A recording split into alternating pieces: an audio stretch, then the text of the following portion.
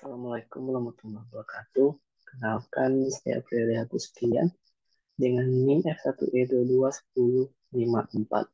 Di video kali ini saya akan membuat sebuah video presentasi dengan menjelaskan soal-soal pada mata kuliah rangkaian logika dan teknik digital. Pembahasan soal yang akan dibahas pada video kali ini yaitu soal UAS kami kemarin dan soal dari materi sequential logic design controller.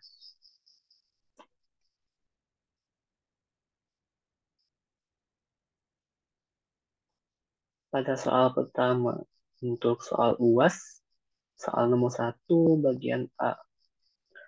Pada latch dan flip-flop dibutuhkan sinyal clock. Apa yang Anda ketahui tentang sinyal clock dan mengapa harus ada sinyal clock pada di latch dan flip-flop?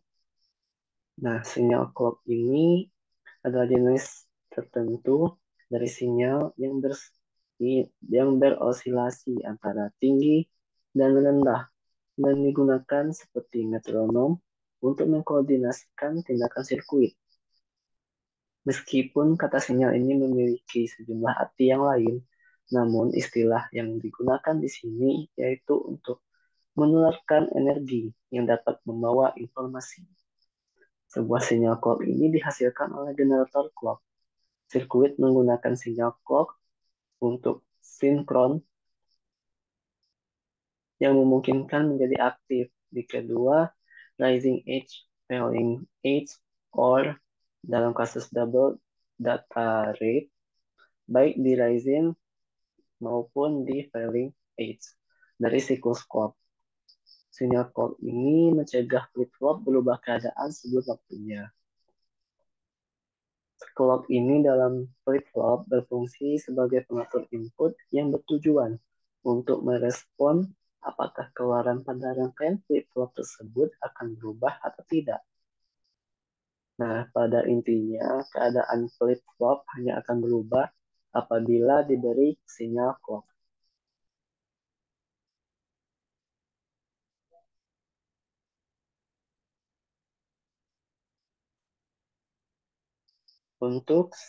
Untuk soal UAS bagian 1 yang bagian B.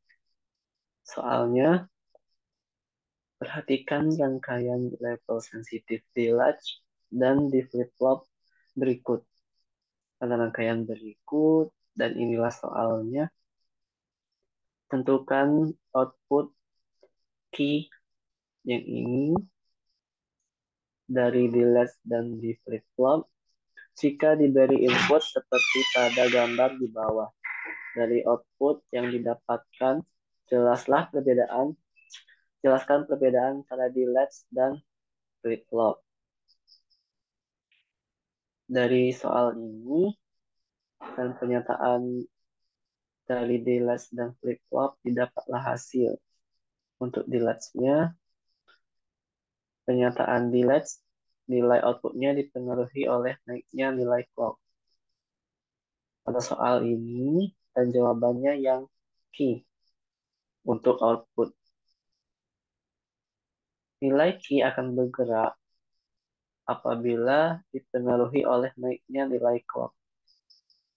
Kenapa agak jauhan dari nilai clock? Karena dia memiliki sedikit ataupun dari delay yang tipis dan juga mengikuti nilai B di sini. Apabila nilai clock-nya naik menjadi 1 dan juga nilai D naik, maka nilai clock akan naik. Dan apabila nilai clock-nya turun, maka key tidak akan turun karena nilai clock tidak memengaruhi nilai keluarannya. Apabila nilai clock naik lagi, maka keluaran key atau output akan terpengaruh lagi. Mengikuti D yang turun menjadi 0. Begitupun seterusnya. Untuk flip-flop, nilai outputnya ini dipengaruhi oleh naiknya nilai D yang diikuti naiknya nilai clock. Jadi dipengaruhi oleh nilai D dulu. Apabila D sudah naik, Q belum naik karena clock duluan.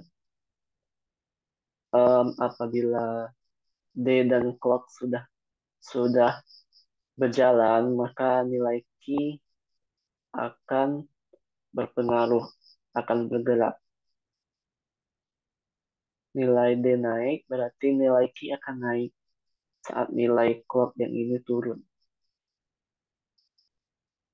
Nilai Q bergerak, nilai D bergerak, nilai Q juga akan ikut terpengaruh bergerak. Kita lanjut ke soal UAS yang nomor 2. Soal UAS yang nomor 2, Anda diminta untuk merancang sistem digital untuk mesin penjual minuman. Terdapat input koin K dan output minuman M. Input K akan aktif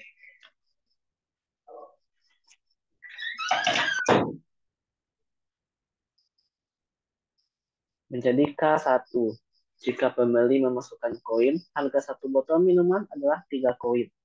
Sehingga jika pembeli telah memasukkan 3 koin, maka output M akan aktif atau menjadi M sama dengan 1 untuk mengeluarkan minuman tersebut. Nah, untuk A, buatlah diagram FSM dari sistem ini. Ini untuk diagram FSM-nya, di mana diketahui input adalah koin atau K dan output itu minumannya. Dapat dilihat di sini untuk tombol sistem off, dimulai dari sistem off, lalu dimasukin koin 1, masuk karena untuk mengeluarkan minuman tersebut membutuhkan 3 koin, maka minuman di sini masih 0. Lalu lanjut ke koin 2, minuman juga 0, lalu lanjut ke koin 3. Setelah memasukkan 3 koin ke mesin minuman tersebut, maka M-nya akan menjadi 1 atau minuman akan keluar 1. Lalu balik lagi ke sistem off-nya. Seperti itulah sistem bolak-baliknya. Lalu lanjut ke arsitekturnya. Di sini ada input, combinational logic, lalu state register, ini outputnya, dan untuk encode kodenya A, di sini A, 00, B, 01, C, 10, dan D, 11. Nah, di sini juga dijabarkan untuk tabel kebenarannya, di mana input terdiri dari S1, S0, dan K atau koin. Dan outputnya dari minuman N1 dan N0. Disinilah gunanya tadi um,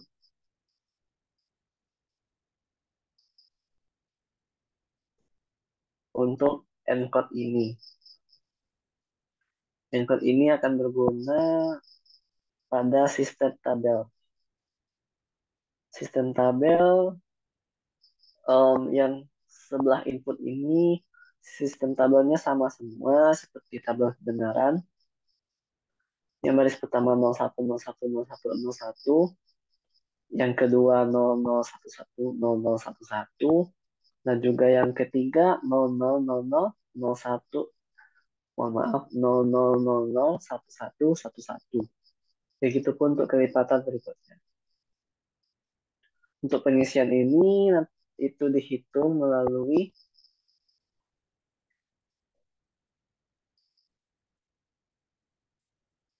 penjabaran dari encode ini. Encode yang ada di dalamnya. Maka dihitung dalam bentuk state table. Nah, lalu untuk implement combinational logic, setelah didapati tabel ini, maka dari tabel ini di, diolah lagi, diperolehlah hasil implement combinational logicnya. Untuk M, Ini dicari yang ada satunya. Yang ada satunya yaitu yang ini, baris ini. Berarti cuma dua. Jika satu, berarti S1 biasa. Ini juga satu, S0 biasa. Dan nol. Jika nol berarti K menjadi K absen. Begitupun untuk yang bawah. Satu ini berarti S1 biasa. Satu ini lagi S0 biasa. Dan satu di K berarti K biasa. Setelah mendapati tersebut, dapat kita sederhanakan dengan menjumlahkan K absen dengan K biasa. Di mana K absen ditambah K biasa itu sama dengan 1. S1 S0 dikali 1 berarti S1 S0. Dapatlah hasil untuk minumannya. Begitupun juga untuk N1 dan N0-nya juga. Hanya dicari yang memiliki angka 1 di sini. Dan ini untuk um, gambaran tabel, gambaran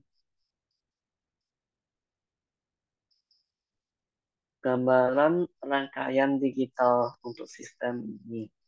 Berikutlah rangkaian digitalnya dapat dilihat pada layar berikut.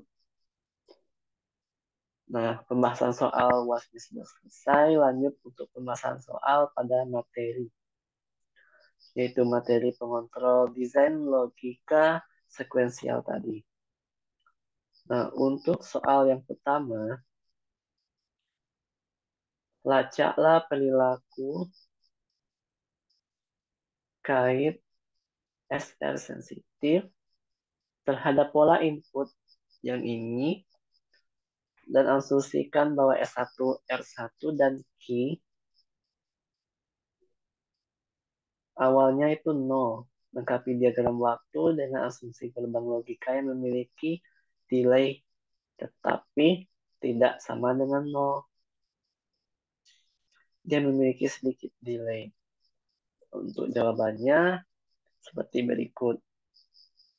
Ini sama seperti yang pembahasan soal UAS nomor 1 bagian B tadi. Ini untuk delay yang mana untuk jawabannya yang seperti berikut.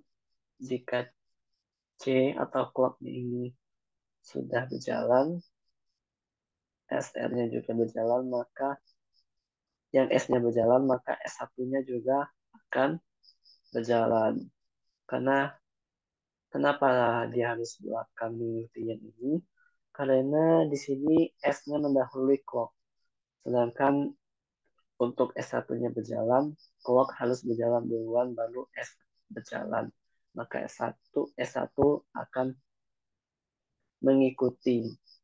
Dan untuk R juga begitu. C duluan baru R, maka R1 akan berjalan. Begitupun untuk output key. Soal yang kedua, lacak perilaku kait D untuk pola input di bawah atau bagian atas ini. Asumsikan bahwa key awalnya 0, tetapi diagram waktunya dengan asumsi gerbang logika memiliki delay kecil, tetapi tidak sama dengan 0. Untuk jawabannya sama seperti di bawah ini. Clock-nya, ini clock, dan ini D. Ini juga di latch. Sama seperti tadi. Lalu untuk soal yang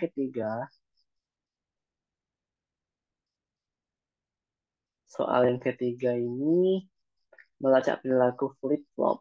Ini bagian flip-flop yang dipicu oleh H menggunakan design magic untuk pola input di atas ini. Yang ini, asumsikan setiap kiat internal pada awalnya menyimpan 0. Lengkapi diagram waktu dengan asumsi gerbang logika yang memiliki delay kecil tetapi tidak sama dengan 0. Untuk jawabannya sama bisa dilihat di sini Sama juga seperti soal UAS tadi yang bagian 1B. Ini untuk clock dan ini D.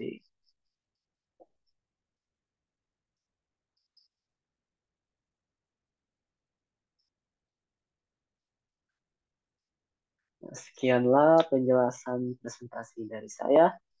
Kalau ada yang kurang dan kesalahan, saya mohon maaf. Saya tutup dengan Assalamualaikum warahmatullahi wabarakatuh. Terima kasih.